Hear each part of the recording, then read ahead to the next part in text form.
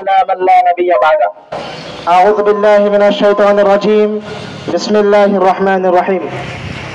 الحمد لله رب العالمين الرحمن الرحيم مالك يوم الدين.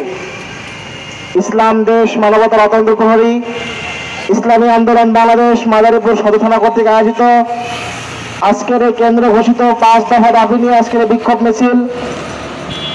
সম্মানিত সভাপতি, আজকের বিক্ষোভ মিছিলে উপস্থিত থাকবেন ইসলামী আন্দোলন বাংলাদেশ মাদারীপুর জেলার সংগ্রামী সভাপতি অধ্যাপক মাওলানা আমিনুল ইসলাম। এছাড়া আরো অন্যান্য জেলা থানা নেতৃবৃন্দ আলোচনা করবেন। ইসলামী আন্দোলন বাংলাদেশের মহতারাম আমিন, তিনি তার বিচক্ষণ কর্মদক্ষতার ভিত্তি থেকে একটি মৌলিক বাংলাদেশ ভেঙে পড়া রাষ্ট্রকে সংস্কার করার জন্য তিনি মৌলিক 5টি দাবি রেখেছেন।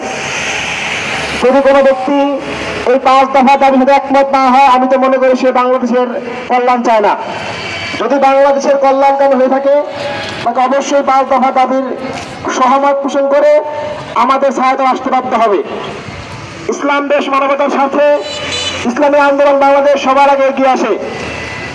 যদি সবার আগে এগিয়ে আসার কারণে বিএনপির এক বড় নেতা যদি চরমনায় বিষকে ভণ্ড বলতে পারে, যদি বড় বড় আন্দোলন করার কারণে ইসলাম দেশ মানবতার রক্ষার আন্দোলনে যদি পীর সাহেব চরমনে ভণ্ড হয়ে থাকে, তাহলে তাদের মতো আমরা বিদ্যুতের খাম্বা চরমের নেতা মানি না। এজন্য ভেঙে পড়া রাষ্ট্রকে 3টা সংস্কার অবশ্যই জরুরি। এই 3টা সংস্কারকে করার জন্য পীর সাহেব চরমনায় 5টি দাবি রাখছেন। 1 নম্বর, বিচার, গণহত্যাকারীদের বিচার ছাড়া নির্বাচন হতে দেওয়া যাবে না। 2 নম্বর, যদি নির্বাচন দিতে হয় তাহলে নির্বাচনের পদ্ধতি অবশ্যই চেঞ্জ করতে হবে। বিশ্বের বুকে প্রায় 91টি রাষ্ট্রের মধ্যে পিআর পদ্ধতি চলমান রয়েছে। তারা বলে পিআর খালে মাথা দেয়। ভাই, পিআর পদ্ধতি সব রাষ্ট্রে এক না। পিআর পদ্ধতির এটা বিভিন্ন ধরনের পদ্ধতি হতে পারে। আমরা দেখছি অন্যান্য অনেক দেশে পিআর পদ্ধতি আছে, তাদের দেশে এক একটা নিয়ম, কিন্তু বাংলাদেশের জন্য অন্য নিয়ম করতে হবে। কারণ অন্যান্য দেশে দেখা যায় 3 থেকে 4 বেশি রাজনৈতিক দল নাই, কিন্তু বাংলাদেশের কানায় কানায় পড়তে পড়তে ছোট বড় বড় দল। এজন্য বাংলাদেশের জন্য অর্থাৎ স্থানকাল পাত্র ভেবে যদি প্রয়োজন হয়, আমাদেরকে নতুন একটা পদ্ধতিতে নির্বাচন করতে হবে। আর নির্বাচনের জন্য একটা সুষ্ঠু পরিবেশ দরকার, যেই পরিবেশের মধ্যে বাংলাদেশের মানুষ যে 16 বছরের আকাঙ্ক্ষা ছিল আমার ভোট আমি দেবো, যাকে ইচ্ছে তাকে দেবো, এরকম পরিবেশ সৃষ্টি না হয় এখন পর্যন্ত তার নির্বাচন কোনোভাবেই হাতে দেওয়া যাবে না।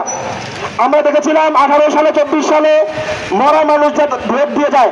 আমরা এমন নির্বাচন আর চাই না। সর্বশেষ একটা কথা, মাদারীপুর জেলার প্রশাসন থেকে যে 5 আগস্টে 2025 সালে যেটা ডকুমেন্ট তৈরি করা হয়েছিল, সেই ডকুমেন্টে ইসলামপন্থীদেরকে মাইনাস করা হয়েছিল। সেখানে ইসলামী আন্দোলন বাংলাদেশ সহ অন্যান্য ইসলামপন্থী সবাইকে মাইনাস করা হয়েছিল। আমরা সেই ডকুমেন্টে আজকে এই মিছিল থেকে তীব্র নিন্দা প্রতিবাদ জানাচ্ছি।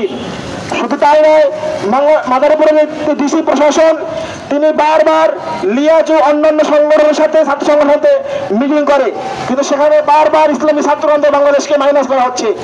শুধু তাই নয়, মাদারীপুর সরকারি কলেজ কেন্দ্রীয় ছাত্র সংসদ নির্বাচনে গত কয়েকদিন আগে আমরা স্মারকলিপি প্রদান করেছিলাম।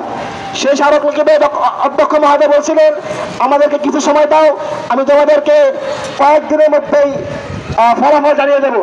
কিন্তু আজকে সেই মিটিংয়ে 13 দিন চলে, আমরা এখন পর্যন্ত সেই ফলাফল পাই নাই। আমরা আশা করি আজকের এই মিছিল থেকে আমাদের নেতৃবৃন্দ বিষয় উত্থাপন করবে। সঙ্গে ভাই বন্ধুগণ, একটা কথাই বলবো, বিচার, সংস্কার, নির্বাচন, এই 3টার জন্য যা যা করে দরকার সুষ্ঠুভাবে পালন করা দরকার। আমাদেরকে সব করতে হবে ইনশাআল্লাহ। আল্লাহ তাআলা আমাদেরকে বুঝে আমল করতে তৌফিক দান করুন।